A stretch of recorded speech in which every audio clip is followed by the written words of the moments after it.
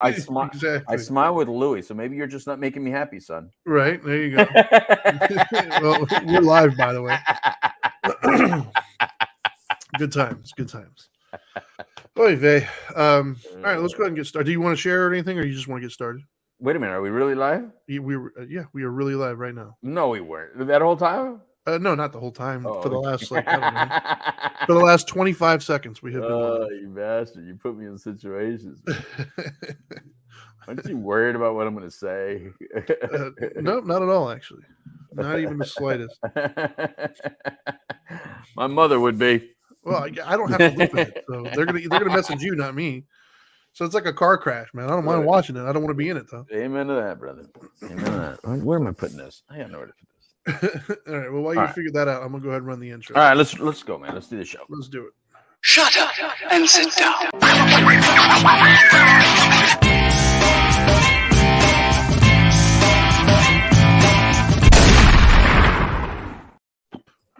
Boom. What's going on, everybody? Welcome to Dope and Dharma Live. This, of course, is a Dharma Time hour, and he is the Dope Doctor. I'm the Dharma guy. It's not Tuesday. It is today's what, Wednesday? Do not ask me. Yeah, I don't even know, man. For those of you who tune into us on a consistent basis, you have not seen us on a consistent basis, actually. Right. Monday we did our couch live, so by all means check us out on YouTube or any of your podcasting platforms. We talked about alcohol on the couch live. Right. Today is our first Dharma time we've had, I think, in a few weeks. So we apologize for that. Thank you for sticking with us. Should be a good one. Hopefully moving forward, we'll start to get a little bit more consistent, but things have just been kind of crazy and hectic. We did have our golf tournament for the Now Matters More Foundation. Was it 2 weeks ago now? And or no, it was a little over a week ago, right? Can't remember now. It's all running together. Either way, first week of Monday, first Monday of the month of April. Yes, whatever day that was. And it went well. A lot of people showed up, had a great time. Thank you for everybody who attended and supported. As always, every year it's a great time. So, and some of our listeners actually, Marissa, she made it by, which was cool. So Marissa, yeah, hey Marissa. Anyways, wait, before we start, I just came back from visiting Marissa. You did. You're in New York at the moment, right? Or New Jersey? I'm in Jersey again now. Right. But apparently Marissa doesn't really live in New York. It's more like the Carolinas, bro. I mean, seriously, it's Long Island. And let me tell you something. Long Island is a long freaking island. I mean, maybe they should call it Long Island. And she's at the very end of Long Island. It's called what is it called? Island Park, something like that. What is it, Marissa? Island what? And had some great pizza there. Got to give a shout out to those. Okay. Jack's Pizza out there in Island Park. Okay. I think it's called Island Park. Am I wrong, Marissa? Is it Island Park? Yeah, I wouldn't be able to help you on that. She's watching us live here on Facebook Live, so yes, maybe she could tell. But I met her mom and her grandmother, and it was beautiful to meet them. They were all awesome. Right but yeah, man, she's not in New York. And next time Marissa says New York, no, she's like in it, brother. It's like a rental homes. It looks like rental homes, like in a vacation spot. She's in a beautiful little vacation spot on Long Island. She's just fine. Right on. She's fine. She, give her a little bit of weather and she's fine. She's got the water right there. I can see the water from her house. I can literally see the bay from her house. So, right on. Yeah, Island Park is what it says. Yeah, Island Park. I can see the water from my house, but it's like a retention pond. And that's how she acted. That was, and it wasn't. It's the bay. Right. Dude, I passed Coney Island on the way there. I took the Verrazano Bridge. So I saw Coney Island. I saw that in Brooklyn. I didn't see it, but I could see the Ferris wheel thing. I could, whatever, all the little games over there to the left. Right on. When I was driving home. Anyway, I'm back here in Jersey now. So let's. I'm here to do the show with you, Dharma guy. Sure. And real quick, since you already kind of mentioned it, let me go ahead and finish the plug there. Future reference for anybody who wants to watch live and comment live, they could do so on Facebook, Twitch, or YouTube live. Look up Dope and Dharma, and you can communicate with us and give us your thoughts live during the show. Right. And if you want to just listen to us on your own leisure, you can do so through any of the major podcasting platforms. Just look up Dope and Dharma, and we'll be there. So we have a plethora of topics scheduled for Dharma Time. I've been pretty good about just writing things down lately. Matter of fact, I'm the one who came up with alcohol for the Couch Live, which I'm sure there's going to be a part 2, by the way. For those of you who watched it. As long as we do a show, it'll be a part 2. Yeah. So anyways, I sent him a list of topics today, and he didn't pick one. So I just picked number 1. So I was driving, sir. I was driving back from Island Park, and I had to avoid I was in traffic the entire time, Trinity. The traffic here in New York is no joke. Yeah. Well, I was in traffic too. I'm going to say it probably resembles me in traffic picking up my kids, because the car pickup line is ridiculous. Right. So, well, I went through a lot of that too, though, because they let school out right before I got to the hotel. So you feel my pain, sir. So every little school, and there's a lot of PS this and PS that. All these schools have weird names. You know, nice. And I don't know what I guess public school number. They got real lazy with some school naming over here in New York, man. It's like PS34, PS35. It's like, really? Nice. Couldn't think of somebody to name it after. They come back with stories of statues of liberty and all sorts of. You come back with signs for school posting. Because man, they're annoying, man. And let me tell you something. I now know why Orlando has such horrible drivers. I now know why Florida has such horrible drivers. Because it's them. It's them. Nice. I see where they get it from. Can't you take like the subway? Isn't that what people do up in New York? Is they take subways all the time, or taxis or something? I've never been there, but I mean that's what you see all the time on TV and movies and stuff. I have a rental car. What the hell am I going to do that for? I like my own stuff, bro. I hear that. Have you not seen the videos about what happens on the subway and around the subway? Yes, I have seen videos. Yeah, you know what never happens in my rental cars, Trinity? Nobody pisses in my rental car. Nobody stabs you. Nobody stabs me in my rental car. I'm going to say that's probably a good thing. You can mark that in the win category. Right. I did subway system in Mexico City, man. That's enough for me, bro. That's, you know what I mean? I lived through that. I'm good. I've experienced a subway system. I don't need to ever experience. Wait, they have a subway system in Mexico? Yeah. I didn't know that. They have a train system. Anyways. All right, so let's get started. All right. So for those of you who read the title there, you probably already know what the title is going to be for the shows. But for those of you who are listening, where is it? I gotta find it somewhere here. Yeah, it's called Normalize Compliments. Okay. And so what made me think of it, right, is I don't know. Compliments feel there you good. Go. That's a good. Yeah, exactly. Compliments feel good to give and receive. It's one of those things where it's like when you say something to somebody that's nice and it brightens their day, it's like a good feeling. Like, hey, I brightened that person's day.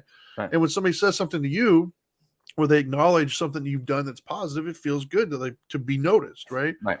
But what I've noticed is, at least lately, it just feels like we, the collective we, are very reluctant to give compliments anymore.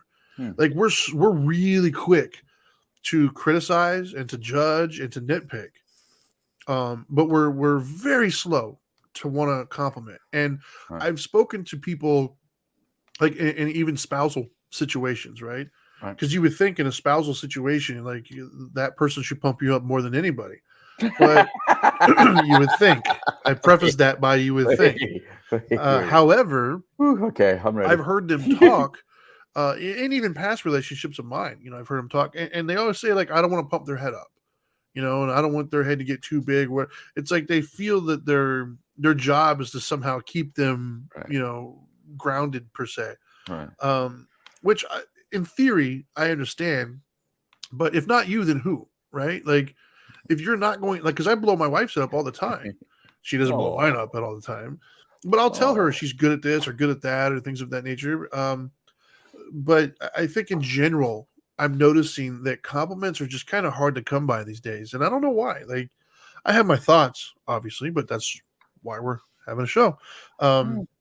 I would like to see us, the collective us, normalize compliments again. Like, I don't see the harm in being kind to people and giving compliments. Well, maybe because it's illegal. You'll get down to the HR office. It's harassment. You can only compliment. Well, I can't even say same sex anymore. You can only compliment those who identify equally to you. Yeah.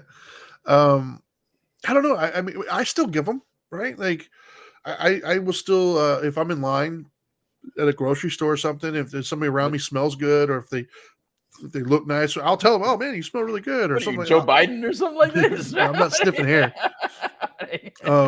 But see, that's the thing. I don't think that's a weird thing, right? Like, there's people out there who smell. Matter of fact, I'd say it but pops in my head. only the guys. Only the guys. I will never. I'm not telling women they smell good, but I do tell guys, hey, bro, I'm whatever guilty you're wearing of that. is working, bro. That's good. At the Orange County Drug Free Coalition, there's been many a times where I was in the office and Eileen was in there, and I told her, like, "Dang, that smells fantastic. It smells like cotton candy or something. I don't know what it was." Safe. But picked a safe one. Yeah, it was safe. But my thing is just I don't want to shy away from compliments, because once again, they feel good to give and they feel good to receive.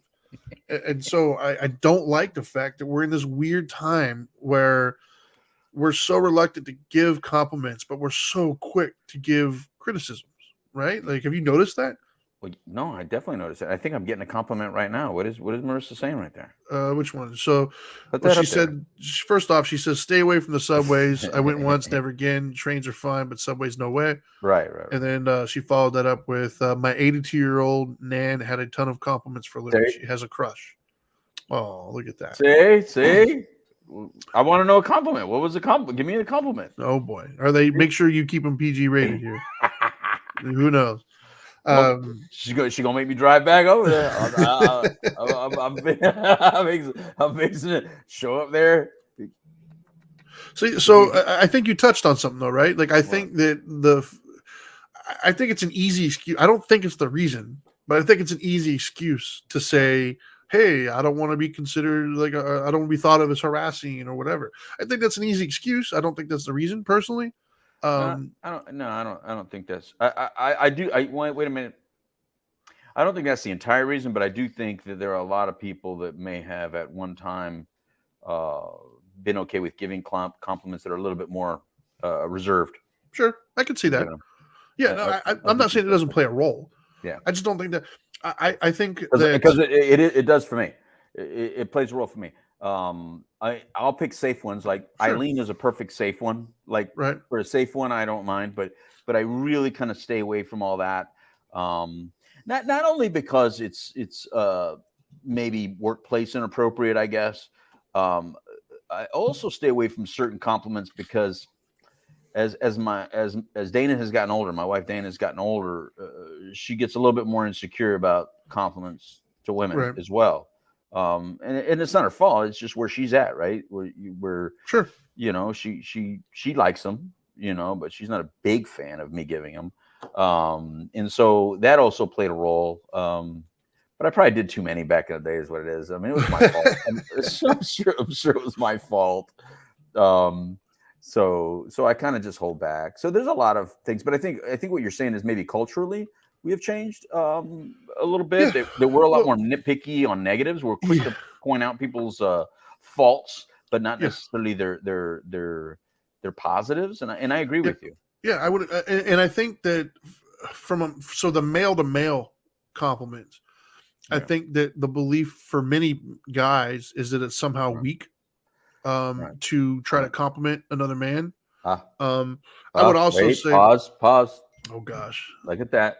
Okay, so Marissa commented that apparently her Nan said, going on and on about how good looking you are and regal. I don't know if I would ever call you regal, but all right, we'll go with it. See, because you were just saying that it's difficult for a man to get. See, you can't. I don't know when I look at you, I don't think regal. You can't see it. You really can't see it. But that's okay. No. Look, take a hard look, Trini. I mean, like, yeah. Look at me, Trini. Look at me. Look at my eyes. Look at my eyes. Right. No, just kidding. Well, I would say that. Thank you very much to her. And by the way, I like them old, man. So that's not a negative. There you go. So I would say that I think for men, oftentimes, if you're not secure in your own masculinity and who you are, I think that you can view it as a weakness. Mm-hmm. And I also think there's a subset of men who think that it is, to use a slang term, I guess, in today's world, they would think it's gay to give another man a compliment. Right. And maybe when I was younger, I would think of that. I don't know if I've ever had a period of my life where I thought that.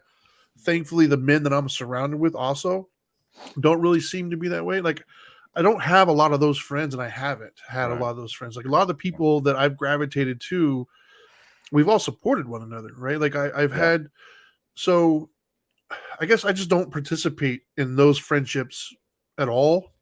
When I was younger, I had probably a few of them, but I kind of left those behind. And the friendships I'm talking about are the ones where you cut each other down all the time, where you make fun of each other. That doesn't mean that like you and I don't bust each other's balls every now and then, but it's a different kind. It's like a playful. It's not a insulting, right? Like I don't think you and I've ever insulted one another, but we've messed with one another, and so those relationships I kind of left those behind. Of the ones where you're the very juvenile, making fun of somebody, almost bullying them, like picking on them and stuff like that. Like I did when I was younger, like when I was a kid, but as I've grown into adulthood, I kind of like, I don't have those types of friendships. Right. Instead, I have the types of friendships where we pump each other up, almost like a degrading humor, right? Like where, where you'll almost put yourself below that other person to pump them up. Those are the kind of friendships we have for the most part. And for that, I'm grateful. I don't know how that happened. I'm glad I did. I'm glad that I've never felt like a competitiveness with my friends. Right. Like it's one of those things where I've always felt that, great recognizes great. You know what I mean? Like if you're my friend, I like that. well, if you're my friend, you're not my friend because I think that you're like a loser. Like I don't choose loser friends. So for friends that you have qualities that I like and that I admire. So why would I put you down? Like it just doesn't make sense, I guess, right? Like but I do believe there are a lot of men out there that don't have those kinds of relationships. I think there's a lot of men out there that have a very competitive, very bullyish, kind of like constantly vying for control type of relationship with their friends. Oof, it's a great question. I don't know. I'm not the kind that counts other people's money. Well, I don't count other people's happiness either. I don't count other people's. I don't. I guess I don't watch that stuff. I don't pay attention to that kind of stuff. Right. How other people live their life necessarily. Sure. What I will say is that I've been very fortunate to always have the kind of friends that love busting my balls, but only because it's kind of like around the same theme, like like the golden child, the golden boy, like Sure. because I have been very fortunate in my life. Yes, I'm a very lucky person. I'm a very blessed person. So I've learned to accept that. Like I get it. But it's always out of good friendship. It's in good humor. It's in good taste or whatever. And I think I'm a good complimenter. I think I've complimented you, and I think you compliment me.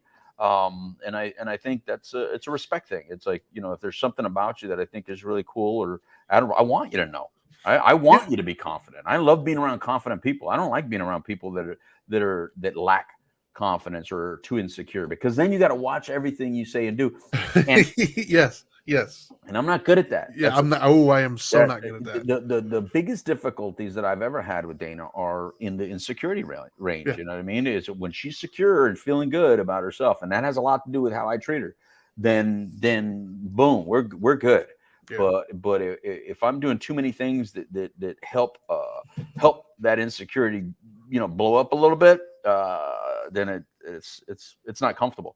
And so, as a person, as a partner, you can either continue to scratch that surface and make the person more insecure, and therefore just like a self-fulfilling prophecy of negativity, or you can take ownership at least of some of the damage being done and back away a little bit and start giving more compliments and see if that works.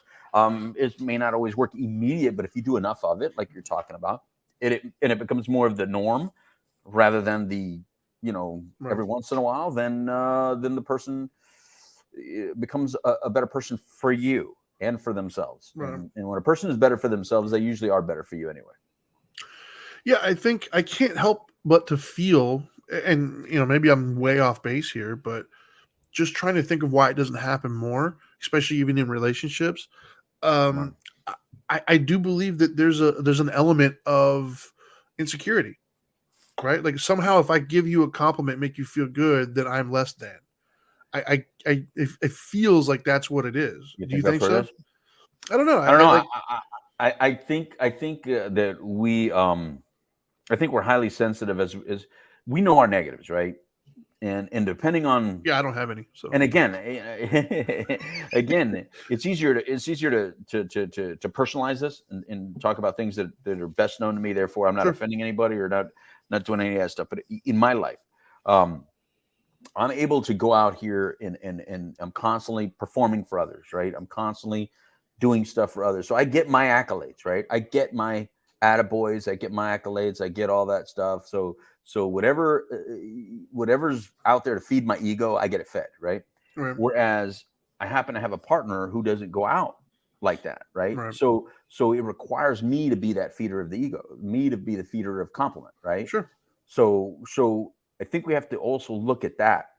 We have to understand that however we get our cup filled doesn't necessarily mean the other person has the same availability to that filling, right? And so you might have to take the ownership of that. And I think, at least in my case, I have to take a lot of ownership into filling that cup, because it's easy to become insecure when she doesn't get the happy, smiley, loving, fun-loving guy. She has to deal with the guy that's, drained from a trip of, an entire week of performing and doing things. And then I just want to sit there in silence and do nothing. And eat your chips. Right. Eat my potato chips. Right. It's easy to look at that like a negative and be like, oh, so you don't want to spend time with me. You don't want to talk to me. I'm not good enough, or I'm not fun enough, or, you'd rather do that with Trinity, but you won't do that with me, kind of thing, what I mean? And it's like, no, it's not that. It's just that,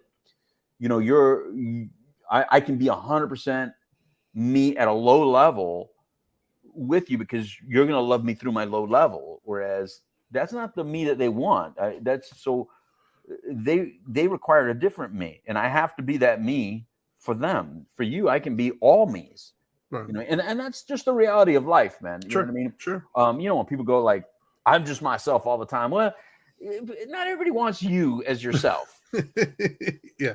I mean, seriously. I mean, there's you got to edit a little bit of yourself so that you can be the person that some people need you to be. For instance, when I go to a restaurant, right? What I'm looking for in a server is a server that's there for me. Sure. I'm not looking for a server that is trying to make a political statement for themselves, or a fashion statement for themselves, or some sort of, that I can read their insecurity and problem and life issues. I didn't go out with Dana to go to a place for that experience. Right. Sure. So I think what some people are forgetting is they feel like everywhere they go, they have to be who they are.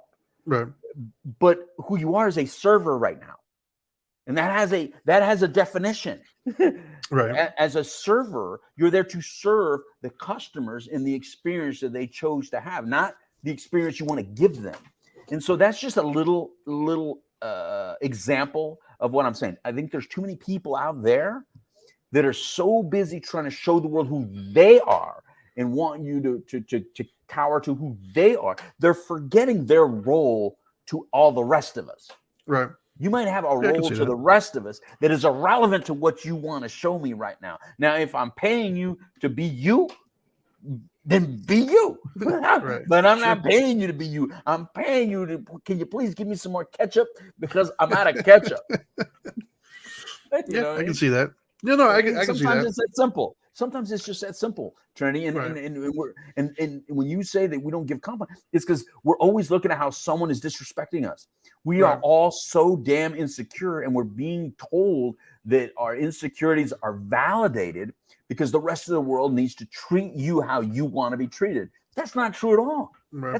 That's a non-factual statement. Yeah. The whole world doesn't have to treat me how I want them to be treated, because let me tell you something.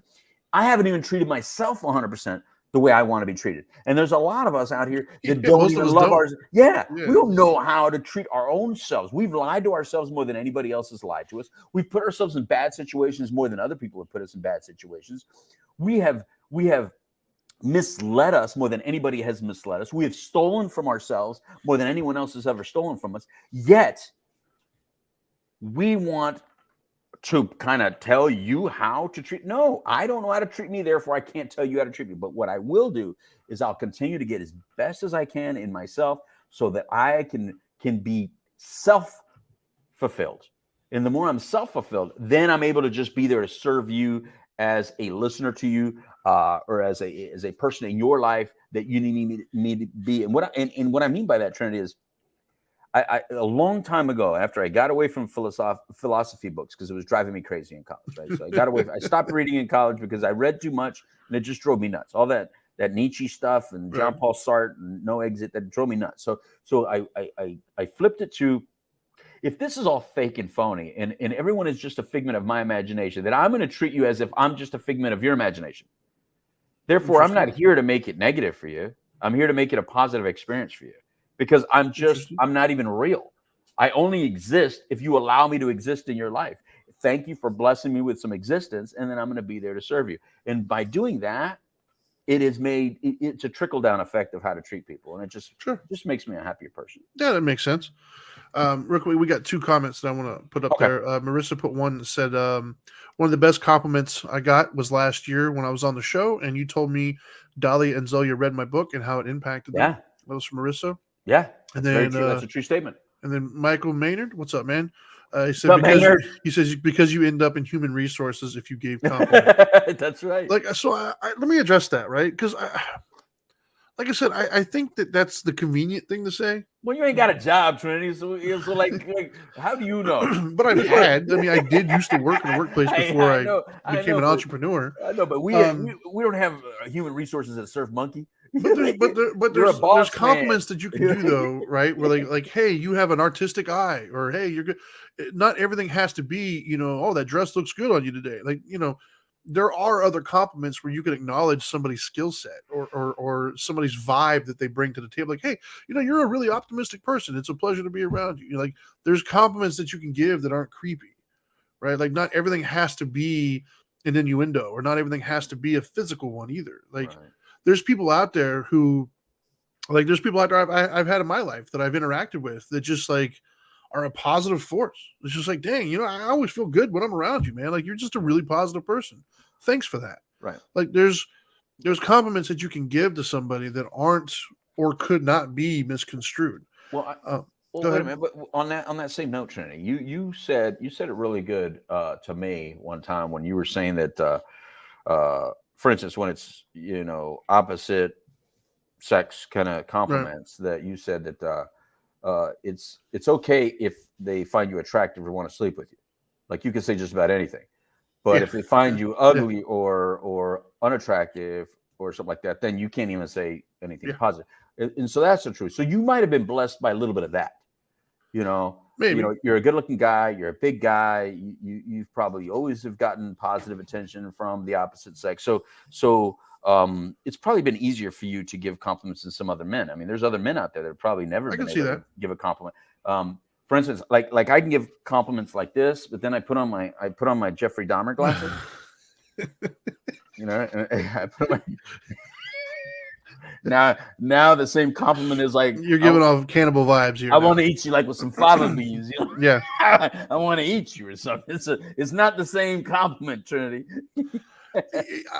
I just refuse to believe that everything always boils down to sexuality, right? Like, I'm not saying it doesn't. Apparently it does, Trinity.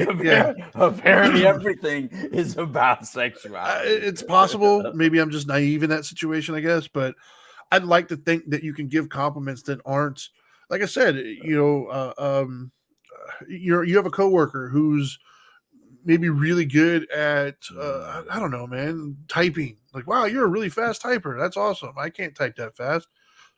I don't see how that's a sexual thing, right? Like, I think there are compliments to be given that aren't physical in nature or sexual in nature. Like, I think there's vibes that people bring to the table. There's skill sets that people bring to the table that I think if you acknowledged would make them feel phenomenal and not come off creepy or not come off like you're trying to jump them, Right. I want to know what Maynard meant then, because Maynard's watching and listening on Facebook Live, and he put, I didn't mean it that way. So now I'm more curious as to what he really meant so that we can address Sure, that. absolutely. And then Marissa followed hers up with there's also the sexist element where it's okay for women to compliment men, but men get in trouble faster when they compliment women nowadays. Very true. Maybe Louis should have felt violated by my grandmother. No, I love it. I love Yeah, it. like I said, I don't disagree that there's an element of harassment, sexuality. Right.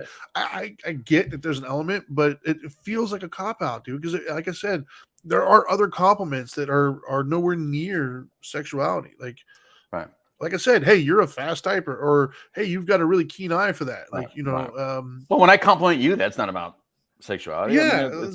I mean, I think that's an easy excuse to use to justify not complimenting people. I think it's an easy excuse to use to justify not being kind to the people around you. There's kind, and then there's hitting on, and I think that we can be kind without crossing lines with people. Like, I would, like, for instance, I would never compliment a woman on, like, wow, that dress really fits you nice today. Like, no, that's wildly inappropriate. Like, what are you doing? I'll compliment their shoes. I love the shoes. Well, yeah. Like, even if I and was hair, like Marissa and her mom and her grandmother all had great hair. Yeah. Hair is easy. Like, as a single man, I wouldn't even make that kind of a compliment, Right. because it's like, what are you doing, bro? Like, so I believe that there's compliments that can be given that aren't anywhere near inappropriate at all. And those compliments would make the person feel good. Now, once again, you don't make the compliment and then hang around and stay. Like, no, you just in casual, hey man, that's really awesome, and then move on with your day. And the thing is, we think these things, right? Like, I do believe inside we think these compliments. We acknowledge, we see the greatness of the people around us. We just choose to not say anything. Right. Right. Like, we all see it. We all have, like, a coworker that's just really good at what they do. We all have a friend or a relative, a neighbor who's just, like, really good at something. Like, we all have these innate abilities or innate talents that just set us apart just a little bit. And we see that. When was the last time you acknowledged that? When was the last time your friend, your coworker, your relative, that you know that they're really good at something, or they take pride in something? Because, come on, man, we all love to talk about ourselves, right? So we all have somebody that has said something. We know what's important to them. Right. So when was the last time you acknowledged it? When was the last time you have that friend or that colleague that you acknowledge what you know is important to them, and just give them a little bit of a positivity? Just say, hey, man, that's really cool. When was the last time we did that? I love your artistic design, Trinity. I like when I needed you to put some things together for the golf tournament. You did really good with putting some of that stuff together. And you know what? It feels good to hear that.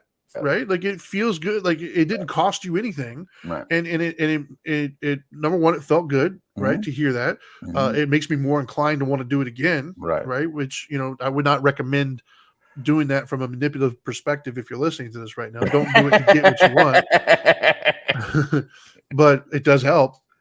Right. But no, it definitely, it's a currency that we have that helps keep us going. Right. Like, don't underestimate the power of positivity. Like, don't take someone for granted. Yeah, man. Like I said, positive things move mountains, man. Like, every revolution that's ever taken place wasn't negative. It started out with positivity. It started out, we can do better. We can do this. We can overcome this. Right.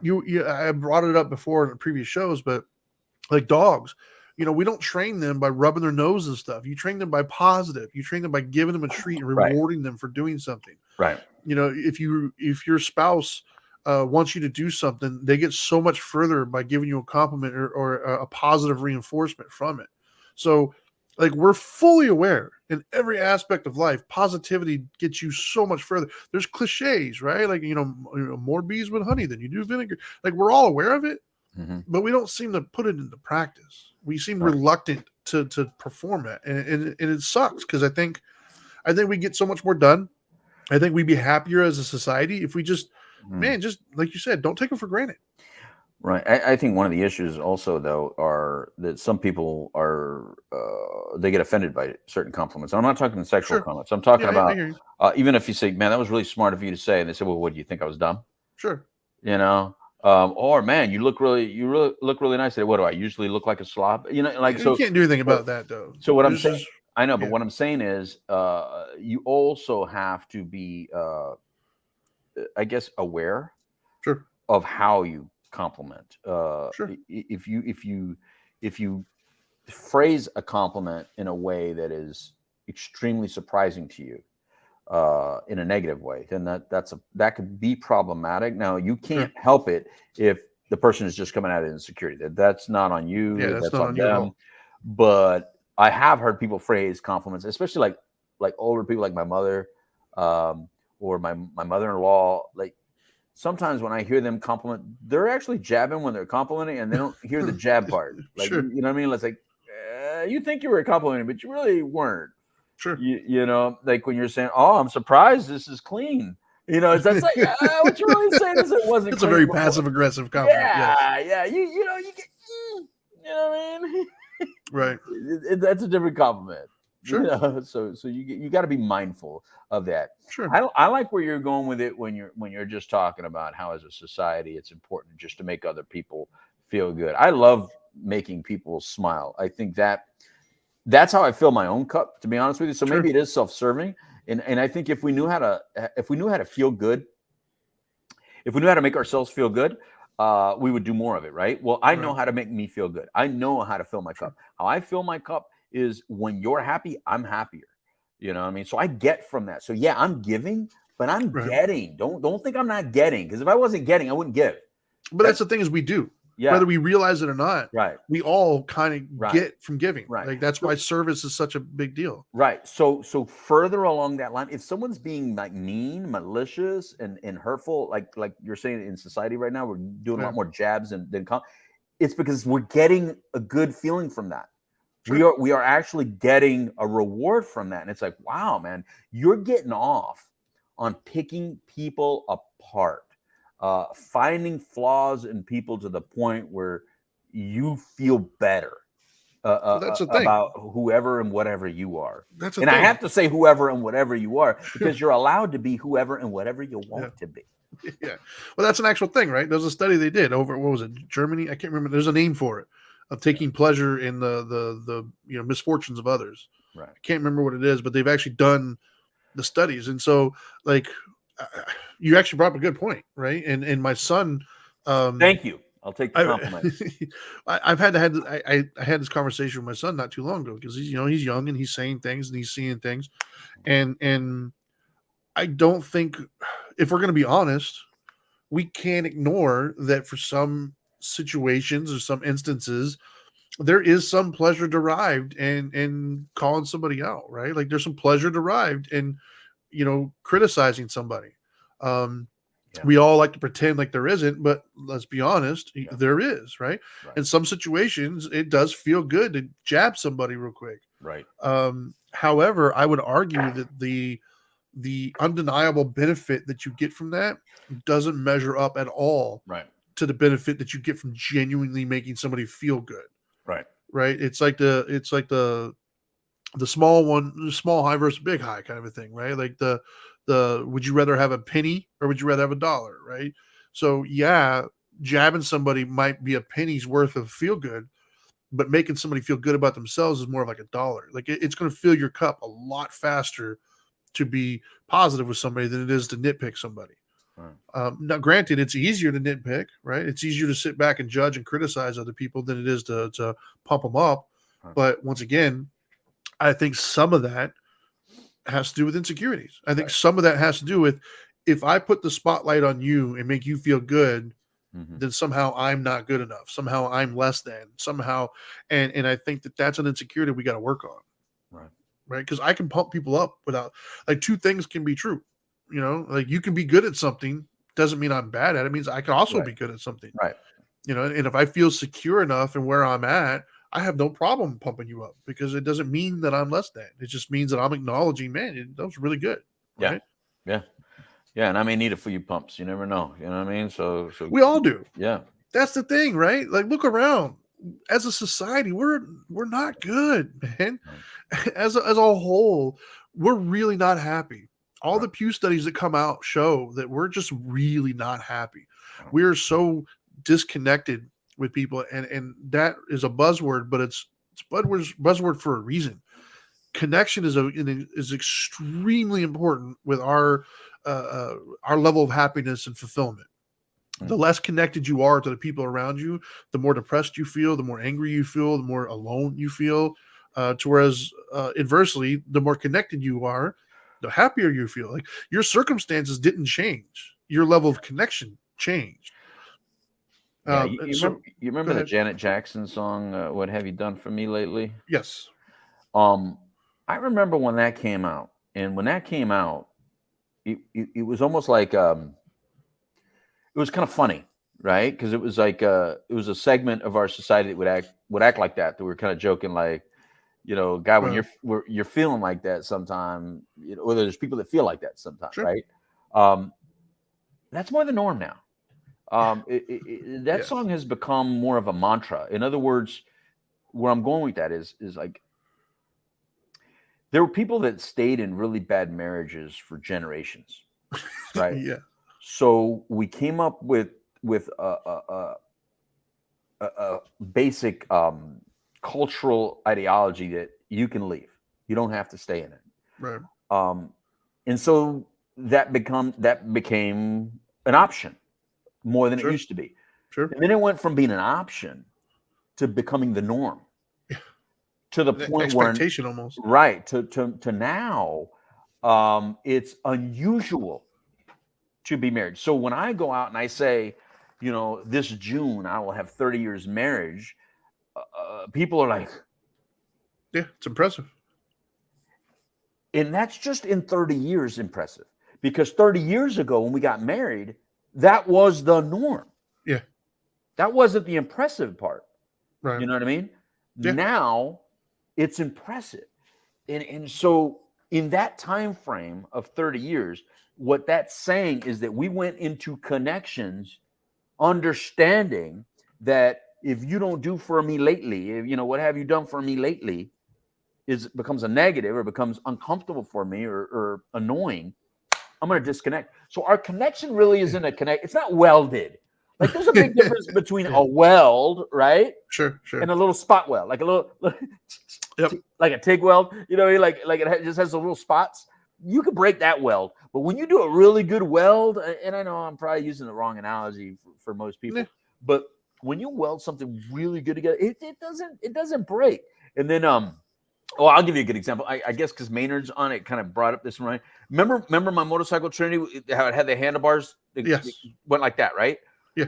And the whole danger of even though I like them, even though I like those handlebars, I wanted them specifically like that. The danger of handlebars like that is the weld, because whenever you have a weld at a point where if you hit something, they could break, right? Sure. Now you don't have You're screwed. right. Whereas a straight bar, you didn't have that issue. So a lot of people that ride bikes would never ride with the kind of handlebars that I had on Right. it because of the weld in that spot. You don't want to just be riding along and all of a sudden, without even hitting something, the weld goes away, Sure.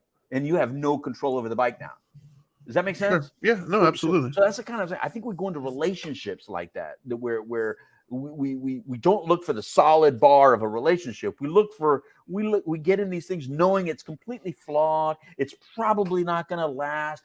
We're not going to like each other in the future, but it's good for right now. So let's just enjoy it right now. And then when we're done with each other, we just, get away. Yeah. Well, and that's kind of way. There's so many options out there now, because you're not just, because now we have 90-day fiance. So really, when you get done with your town and your state and your country, you can just get them from another country now. Yeah. So your options have grown tremendously. Well, you bring up an interesting point, and I don't know if this is the right show to go into it further or not. So maybe I'll just touch on it. But there is a transactional nature to everything, right? And I think that can go too far in either direction, right? Because everything is transactional, whether we want to admit it or not. At its baseline, it's all transactional. Yeah, I'm giving, and I'm expecting to receive, and that's so harmful. It is harmful. If you don't put it in its right light, right? Like if you focus more on what you're getting versus what you're giving, then it becomes harmful. Right. But if you're focused on what you're giving, it's not as harmful anymore, right? Like my relationship with my wife is transactional, right? Like we've had a mutual agreement of this is what I'm going to bring to the table, and this is what I'm giving you, and this is what you're giving me. But if I focus all my time on what she's not giving me versus, on the value bet, it's not a value bet. Yeah. So if I focus all my time, I'm like, well, hey, wait a minute, you're not giving me what we agreed upon, Right. and less time focused on, hey, am I giving you what? It's like the old adage I said, we spend so much time looking for Mr. and Mrs. Right, but we don't spend any time trying to be Mr. and Mrs. Right. Right. The same kind of concept, right? Like, so like I said, I don't know if this is the right show for it or not, but everything is kind of transactional in nature, but we focus so much on the getting versus the giving. I think you need to write down transactional relationships. I think you need to write that down. Sure. So we can do a whole conversation. I'm doing it right now. Okay, good. Now, along that line, when you're talking about transactional, I think the biggest difference is I think that we go into relationships like it's a high risk bet rather than like a stock, like a penny stock, rather than a mutual fund. Yeah, like, I'm in a marriage. I'm in a mutual fund relationship. It's going to have its ups and downs, but in the long run, it's a more secure route and good feeling, regardless. Whereas if I looked at it like if I was a day trader, if I was in a relationship like a day trader, I'm like, I like you today, but not tomorrow. And I like you today, not today, not today. You know what I mean? That's stressful. But that's I think a lot of connections are day trading type connections. Yeah. And I'm more of a long-term friendship kind of guy. I don't if I interact with you, if we have a relationship, then this is a long-term deal for me. This is not a short-term relationship. To me, I don't need more friends. I don't need more of anything. So if we happen to now be friends at any point during my life, that's for life, man. We're good. You don't have to worry about it. We could not talk for 20 years and we're still good. The same as if we talked every day, just so you all know that. Yeah. Because I'm not a day trader. I am a mutual fund relationship person. I'm a mutual fund relationship, everything. And I think that allows you to be a little bit riskier with compliments and to give people truth that they need to hear when they hear it. But I'm not just going to come out and just hurt feelings, because that does me no good, and that does you no good. I think what's important instead is to try to make you feel good about your life. However, I can help do that, because if going back to what you said earlier, if we're connected at all, it's because I find value in you as a person, and to the kind of value where I want you to feel really good and happy in your life, and I want you to enjoy it, because that gives me joy when you have joy. That makes me feel good when you're feeling good. And if you're hurting and if you're in a bad place, I feel a little bit like I'm hurting and I'm in a bad place, and I want to be part of that nurturing and help you get out of it. Am I always good at that? I'm not always good at that, because I'm a human, so I get self-absorbed and I get distracted. Two things that are very normal for me. I see squirrels everywhere. I constantly what so. But if you're able to like hold my face, like, hey, I need your time right now. I need your time right now. I'm going to give it to you. And I'll be there for you. And that's kind of one of the reasons I went out to Long Island today, to be honest with you, because I wanted to show Marissa that she did a great thing, but she came to our golf tournament 2 years in a row. Sure. To me, that showed value. That showed that she values us. Well, I wanted to show, I value you too. I can go out of my way as well, and spend a little time with you. And that makes me feel good, and I hope it makes you feel good, kind of thing. You know what I mean? Because I want you to feel appreciated. And that's my way of complimenting. That's a form of compliment, going out of your way and doing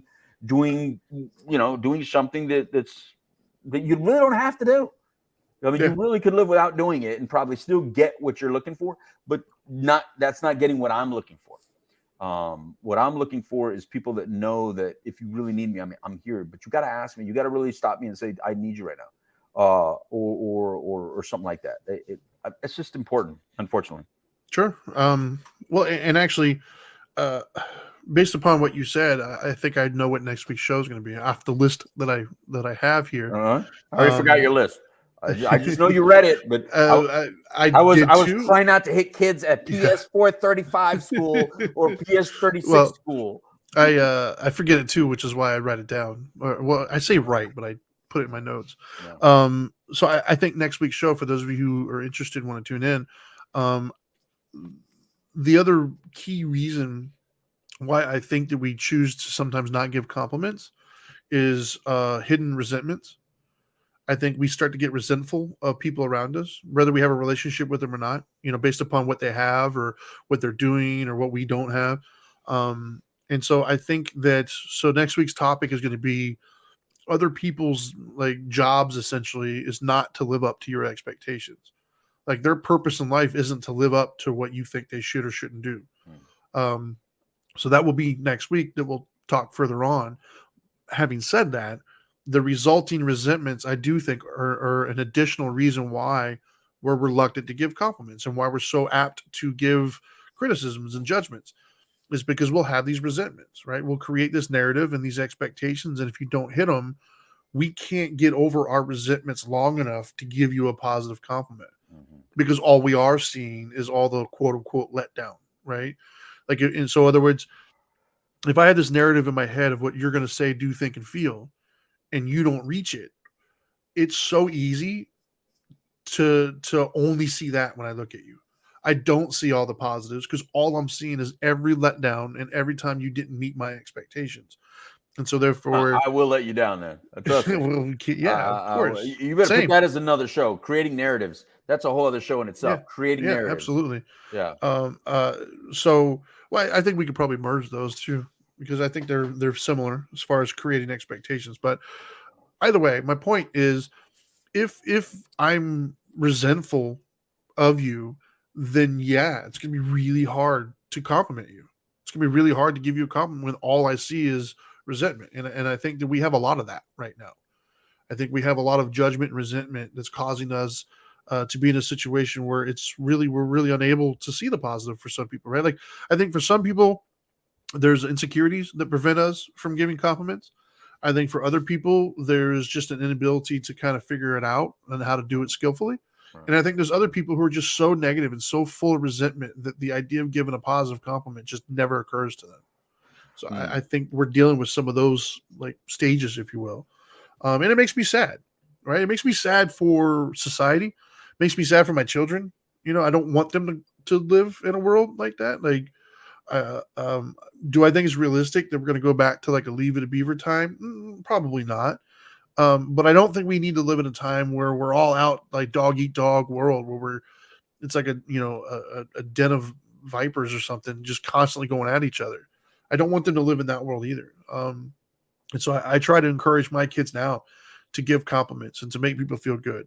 I try to tell my kids, hey, that was mean. You shouldn't say those types of things because you don't know what they're feeling, that kind of stuff.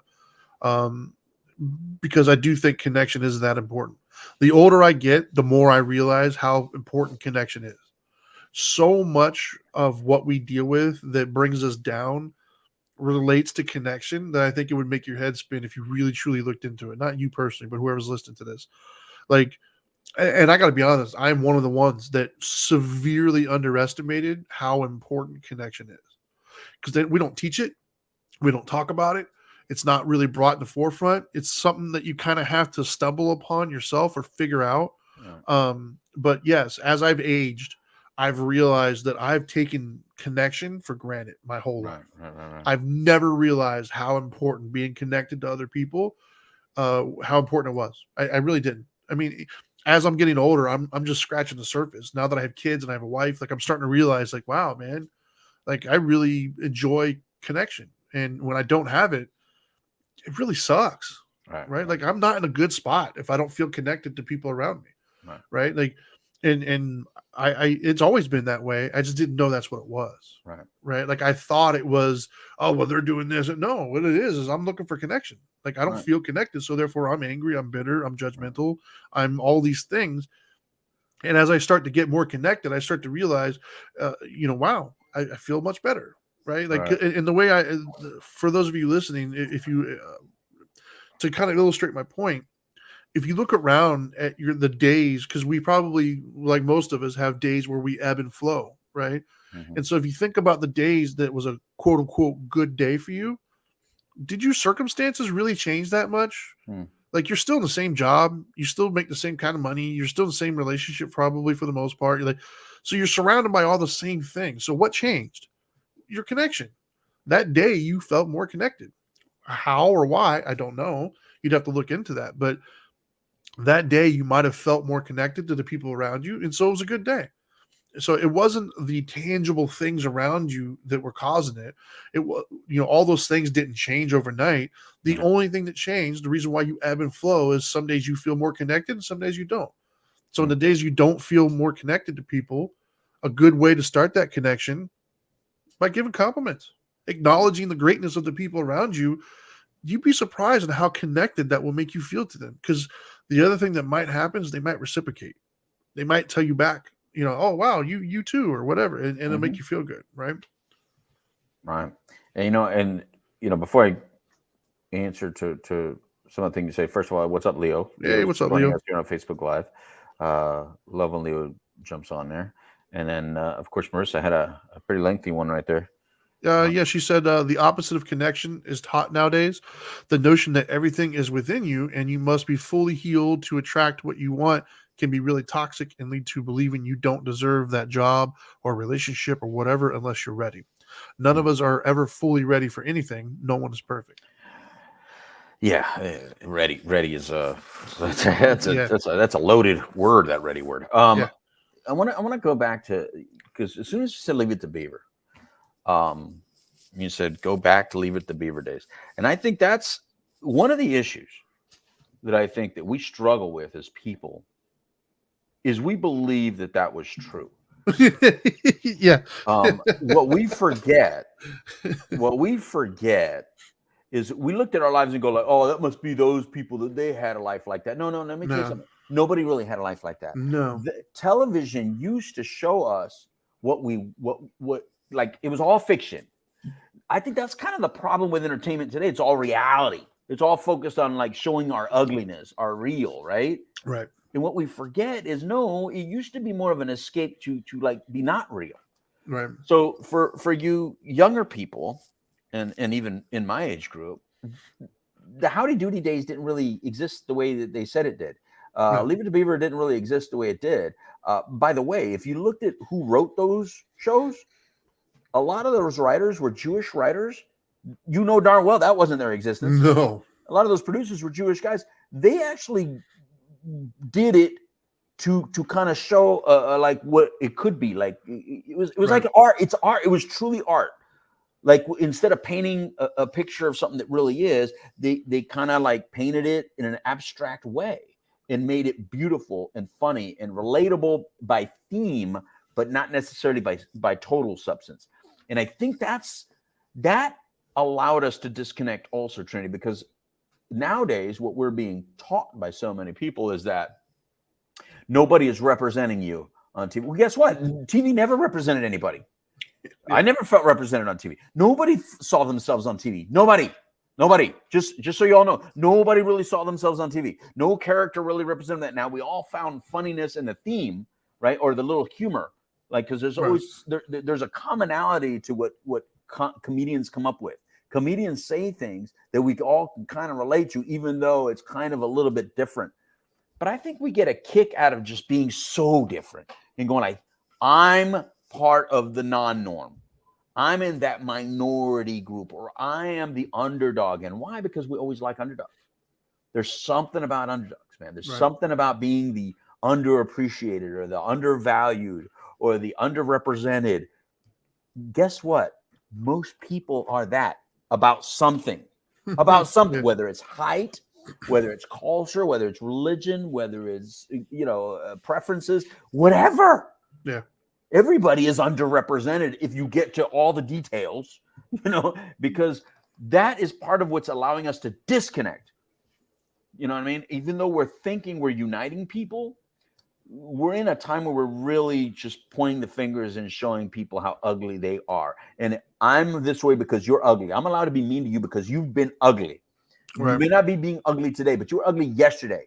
And then, let's say you said something ugly today. Oh, well, see, that takes away all the goodness you ever did. That is the same as if you're in a relationship. Like, let's say I went home and Dana said one negative thing to me. And I discounted the entire relationship because of that one thing she said. Which people do, by the way. That's my point. That's what we're doing. You know what I mean? And if you judge me by my past, it'd be like me going home, and she likes to do this sometimes. And if you look, I maybe it's a female and a male thing. I'll let you guys tell me if that's true. But she'll bring up stuff like 25 years ago, and I'll be like, "Ooh, that's unfair," because number one, I don't remember it. Number two, I doubt your reality there. I can't trust, because I don't remember it like that. I can't trust the validity of these facts. It's not like we have video of those facts, right? But when you bring up an argument 25 years ago to validate a behavior today, that's just ridiculous. It's ridiculous in a relationship. Guess what? It's ridiculous in society. Yep. So to bring up things that happened in the past to validate something you're doing today is just ridiculous. Because if you don't find that ridiculous, then ask yourself, is there something that you've ever said or done that if it got brought up today and your entire existence got judged upon that word, that statement, that action that you did today? Oh my God. Yeah. Imagine that. Just imagine for once that you had to have had a perfect existence in order to not be hated or judged upon. Good luck. Ridiculous. So we're teaching the wrong thing.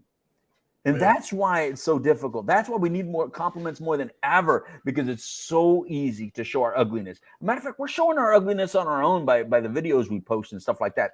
Because something that you post today that may be funny to you today, you might not find it funny 20 or 30 years from now. I've now been doing these shows for 24 years. There is no way that I'm going to go watch a show that I did 24 years ago, because I guarantee you I'm going to listen to it and I'm going to be upset about myself. I'm going to hear it and I'm going to go, "You're such an idiot, Louis. How could you ever have said that?" Right. Right? I hope I have those shows, to be honest with you. That shows growth. Because we've evolved. Yeah. We're allowed to have evolved. That's my point. You know what I mean? Right on. Well, I know you got a hard stop because you got to get on the road. It's already after 5 for us. I got to get my dancing suit on. I got to go dance like a monkey, Trinity. I got to get my suit on. Exactly. Gotta do my work. So I'll leave everybody with this. First and foremost, thank you again for tuning in. Be sure to like, share, comment, subscribe, all that stuff. It really does help. So I just say, look, man, compliments. It's a currency that's often forgotten. It's a very real currency that kind of helps. It helps the other person, the receiver, feel good. There you go, nice. Actually, I have those. This is yours. Is it really?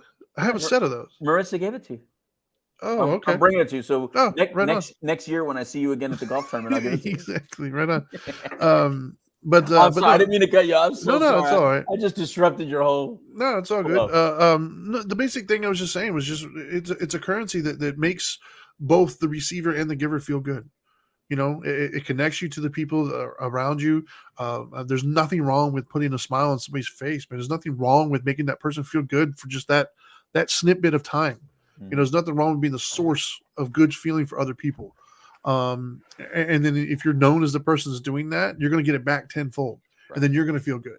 And so you're not only going to feel good by giving them the compliment and making them feel good, but you're also going to feel good by receiving said compliments. So basically, let's normalize giving compliments again. Let's normalize making other people feel good about themselves. There's nothing wrong with that, guys. You're not going to blow their head up. You're not going to turn this good person into this tyrant. That you don't have that kind of power. You don't. Just give them the compliments, move on with your life, and feel good knowing that you made somebody else feel good today. So anyways, that's all I got for today. I appreciate you guys. And now that you know better, do better. Peace.